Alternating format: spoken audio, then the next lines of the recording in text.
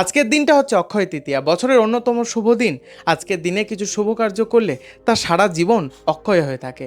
আজকের দিনেই পুরীর জগন্নাথ ধামের রথ তৈরির কাজ শুরু হয়। আজকের দিনেই কিন্তু রাজা ভগীরথ গঙ্গা দেবীকে মর্তে এনেছিলেন। আজকের দিনেই কিন্তু মহাভারত রচনার কার্য শুরু হয়েছিল। আজকের দিনেই কিন্তু সত্যযুগের সমাপ্তি হয়ে ত্রেতা যুগের সূচনা হয়েছিল। আজকের দিনেই কিন্তু ভগবান বিষ্ণুর ষষ্ঠ অবতার ভগবান পরশুরামের জন্ম হয়েছিল। তাই আজকের দিনটাকে বলা হয় পরশুরাম জয়ন্তী। আজকের দিনেই কিন্তু কুবেরের সাধনায় তুষ্ট হয়ে দেবাদিদেব মহাদেব তাকে অতুল ধনৈশ্বর্য প্রদান করেছিল।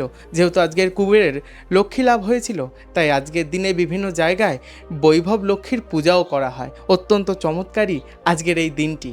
অক্ষয় তৃতীয়ার দিন এই ভুলটি কখনোই করবেন না, নয়তো আপনার জীবনে নেমে আসবে চরম দুর্ভোগ। অক্ষয় তৃতীয়ার দিন এই জিনিসগুলো কাউকে দান করবেন না, নয়তো মা লক্ষ্মী আপনার ওপর খুবই রুষ্ট হবে। প্রথম জিনিসটি হচ্ছে আপনার ব্যবহার করা জামা কাপড় বা বস্ত্র কাউকে দান করবেন না। দ্বিতীয় জিনিসটি হচ্ছে তেল, হলুদ, নুন, এই তিনটেকে মানা হয় মা লক্ষ্মীর প্রতীকী চিহ্ন। এই তিনটে কখনো কাউকে দান করবেন না অক্ষয় তৃতীয়ার দিন, বিশেষ করে সর্ষের তেল। তৃতীয় জিনিসটি হচ্ছে আপনার সংসারে ঝাঁটা বা বারণ। এই ঝাঁটা বারণের মধ্যে মা লক্ষ্মী স্বয়ং বিরাজ করছে। এই ঝাঁটা বারণ কাউকে দিলে মা লক্ষ্মী আপনার সংসার থেকে গমন করে। চতুর্থ জিনিসটি হচ্ছে লোহার কোনো জিনিসপত্র কাউকে দেবেন না ভুল করে এই অক্ষয় তৃতীয়ার দিন, বা ধাতব কোনো জিনিস দেবেন না। পঞ্চম জিনিসটি হচ্ছে অর্থ।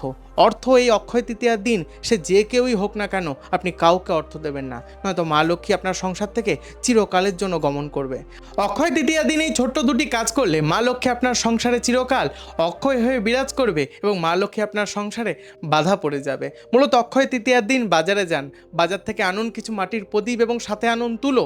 সেই প্রদীপের মধ্যে ঘি বা তিলের তেল দিয়ে মা লক্ষ্মীর সামনে প্রজ্বলন করুন বা আপনার গৃহদেবতার সামনে প্রজ্বলন করুন সন্ধেবেলায়। দ্বিতীয় কাজটি হচ্ছে বাজার থেকে 7টি কড়ি আনুন। সে 7টি কড়ি একটি লাল কাপড়ে মুড়ে তার মধ্যে 16 আনা দিয়ে মা লক্ষ্মীর পায়ে অর্পণ করুন অক্ষয় তৃতীয়ার দিন, এবং পরের দিন সেটি নিয়ে আপনার ক্যাশ বাস্কে বা সিন্দুকে রেখে দিন। দেখবেন মা লক্ষ্মীর কৃপায় আপনার সিন্দুক কখনো খালি হবে না এবং মা লক্ষ্মীর কৃপায় আপনার সংসারে নেমে আসবে সুখ, শান্তি, ঐশ্বর্য। আমার সঙ্গে একবার ভালোবেসে বলো, জয় মা লক্ষ্মী।